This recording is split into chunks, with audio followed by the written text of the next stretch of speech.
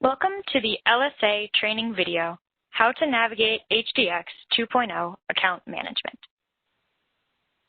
If you're just getting started in the HDX 2.0, you will first need to set up an account.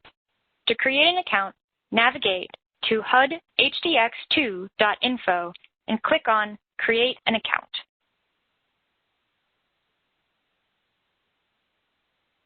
The link will take you to a new page. Fill out the requested information and select the CoCs you would like access to from the drop-down arrow next to Requested CoCs.